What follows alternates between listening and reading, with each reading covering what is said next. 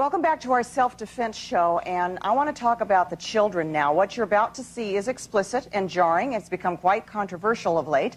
With me is the woman who uses these most explicit training techniques in her self-defense classes. Her organization is called the Defense Department, and she is Barbara Gallen. Welcome back. Hi.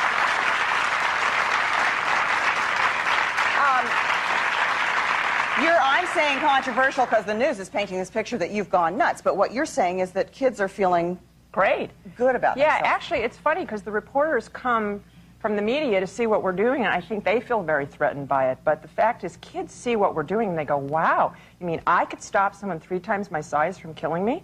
You know, because kids know what's going on. Yeah. And they're actually very excited, and they're very glad to be doing this. They're not scared of it because the scary thing is the real thing. Well, they're very, I mean, it's happening to kids everywhere. Right. So like mad. Who wouldn't want to be able to stop someone from doing that? And that's what we give kids the ability to do. Now, honestly, can this little girl, what's your name, sweetheart? Shannon. Shannon, could Shannon actually stop a full-grown man? Oh, yeah. Oh, yeah. You know, the human being is a very vulnerable organism. And there are many soft tissue places on the human anatomy. What we don't do, what Cynthia Rothrock was demonstrating before, we don't teach techniques that require 6 months or a year or more to perfect. We don't teach percussive techniques because, frankly, when you go up against someone who has a bigger bone structure than you, it's going to take a long time to put them out if you aren't as skillful as Cynthia obviously is. Right. We go for kill spots. We're much more vicious than the martial arts. And I have to say that even Superman is going to miss a step if he's got a 50-pound child hanging from his scrotum. So how do you girls feel having taken the class? Do you feel confident and good? Yeah. Is it something you wanted to do, or is it something your Yeah. mom said, we're sending you tough noogies? I wanted to do this. It is? Yeah. So you feel confident now when you go out on the street, and it's a good thing. Well, then show us what are you going to show us first, Barbara? Well, we're going to show you what we do at the Defense Department, our program in Los Angeles, which, by the way, we also take around the country, is we're training children at the same level of realism that we have been training adults all along. And we're preparing people for worst-case situations, all right? Now, you may have a gun, but you can't get to it. You pull your personal alarm, but, frankly, I have a problem with personal alarms because people really don't come. The bottom line is, what can you do for yourself? Yeah, and that's what we're going to show you. We're going to show you a situation, a worst-case situation. I'm going to get out of the way. Where there really isn't any opportunity to flee. If you had mace, it wouldn't be a good idea because this guy's got a knife. Well, kids don't have that stuff. Well, a lot of people are buying sprays for their children, but the problem is increasingly, even with children, increasingly weapons are employed. And we feel that you should be prepared for a worst-case situation to do it on your own. Okay, so first you're going to show us what? Kristen is, I'm going to put you through a simulation, the kind of thing we do in our training, which is to put you through a simulation of an actual assault. And for argument's sake, we're going to say you're on a camping trip with your family, okay, and you're all down at the lake swimming, and you realize you forgot your bug cream. Okay, and so you just ran up the hill and into the tent to go get your bug spray. Okay, and it's right there's the tent. Oh dear, I'm getting away from the tent. Don't move. You hear me? I got a knife. Okay. Don't you scream. Okay. I'm watching you. You're pretty cute by the river. Where's your sisters? Don't you scream. Lay down. Lay down. I'll cut you. I'll cut you. Don't hurt me. Yeah, like that. Yeah, you're pretty good. You're a pretty girl. Yeah.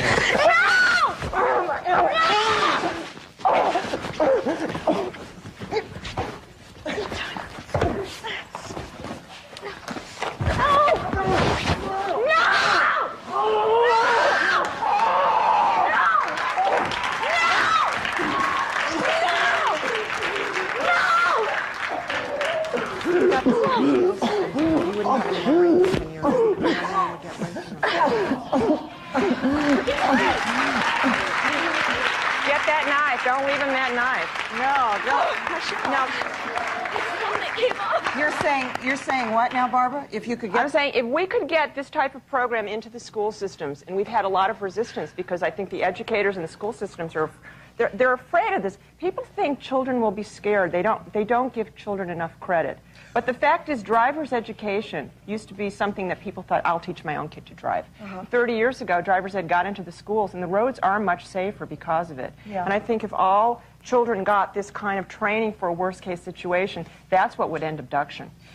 Well, and the fact of the matter is that we are living with violence on the streets, and you are teaching kids to deal with strangers head-on rather than what we were all taught, which was don't speak to strangers. Yeah, now that leads me to the next simulation we're going to do here.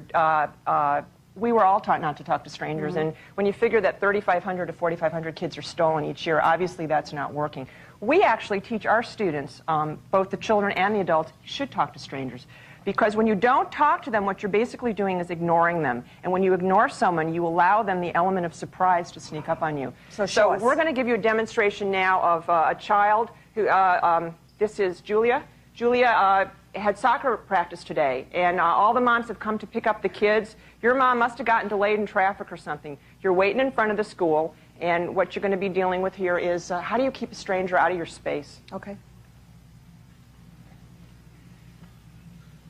Excuse me. Excuse me, you need to move back. Move back. You need to move back 5 feet. You don't have to be afraid of me. You need to move back 5 feet. Oh, okay. I didn't mean to scare you. I'm looking for my little sister. Have you seen her? No. Well, she's about this tall. And... Move back now. Okay. Okay. She's about this tall, long dark hair, big brown eyes. No, I haven't seen her. Okay. Well, thanks anyway. Bye. So what you want to do is keep... You want to be strong and forceful. But first of all, you want to keep your eyes on someone that you don't trust or that you don't know. You don't want to look away. That's what this man was testing Julia. He was looking to see if he could get close enough to her. Right. She kept her eyes on him, and she claimed her space. Right. There may be nobody around if you pull the pin on your alarm. You really need to be able to take care of your space by yourself, I think. And you say that if you can claim your territory, that most of the time you can ward off any... Oh, I do this all the time on Hollywood Boulevard, late at night when I'm waiting. I don't have a car. I mean, what I teach is what I use and what I know that works. This is interesting here. This is, somebody that you're familiar with. This is... Yeah, now, when it comes to children, actually, even when it comes to grown women, the majority of violations comes from somebody you know. Someone who you thought you were supposed to be able to trust. Yes. What we try to do at the Defense Department is foster the child's own independent judgment of determining not who someone else told them was a trusted adult, but is something going on that isn't... Trust your own instinct. Yeah. Okay, so what we're going to show you quickly. now is Shannon, you're at the movies, actually, with your Uncle Tony, and who... Would you like some popcorn? Oh, sure, thanks.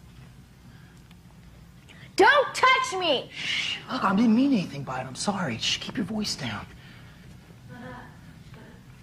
Now watch the movie. Sorry. You know, there's a testing process. That was very good, Shannon. See, Uncle Tony is never going to touch Shannon again because what he did is he did a little test. He touched her on her hair. You know, molestation and serious sexual assault on children and even grown women, there's a testing phase. Yeah, if you can fail the test like she just did, they don't really want to proceed any further. Good job, girls. Thank you, Barbara. You were, Valerie, getting a kind of a shock out of those kids fighting over there, but you've done hand-to-hand combat, miss, haven't you? Well, yeah. Didn't you beat the hell out of a guy one time or something? I broke 28 bones and sent him to the hospital. He slapped me, and I'm Irish, and I'm half Irish, and the first thing I did was I went for the groin area, as you might say, with my knee, and as he went down, I just grabbed this heavy brass object and beat him up. I'm the one who had to dial the ambulance. He was unconscious. Oh my gosh, we're back and we're talking about self-defense. You have a question? Yes, my question is for Barbara. Do you recommend self-defense against someone carrying a gun or a knife? Well, yes. As a matter of fact, our training is exclusively against attackers with weapons because we want to assume the worst-case situation for your training so you're prepared for that. And the question is you have to know how to recognize an opening or create an opening for yourself and take advantage of that. And that's what Kristen did. She never gave him a chance to use the knife once she got started.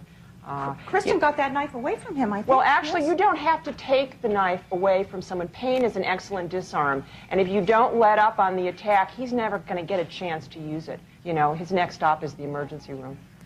And then how hard is it to teach a girl to go ahead and use that knife, though, Barbara? The three girls here actually took a class we gave at an elementary school a couple weeks ago. It was a 10-hour class. All of what you saw demonstrated, the boundary setting as well as all the combat. It's a 10-hour class. I think they're all killers myself. So it's not that hard. Yes. I'd like to know if you're ever too old or you don't feel strong enough to use self-defense. You want to know if you can be Ma Barker, huh? Yes, I do. And I'm from Ireland, too, and I fight back, too. Good for you. In our Well, you're blood. not too old then. Well, you know, the interesting thing about it is we've had students in their late 70s, okay? We've had students who've had paralyzed legs, blind, all kinds of different limitations that wouldn't have allowed them to become a black belt in karate, for example. The nature of the way we teach you to fight is you're going for very vicious, soft tissue targets on this person's body. You don't need any strength. You just need a commitment and the desire to survive. So, See, and the fact that you're older, I'll bet you know exactly where those soft tissue parts are, hon. Where are they? I'll bet you I'll tell you for the benefit of everyone who's watching and can't come to Los Angeles to take a class. It's the eyeballs, okay? It's the airway and the gonads, yeah. Yes.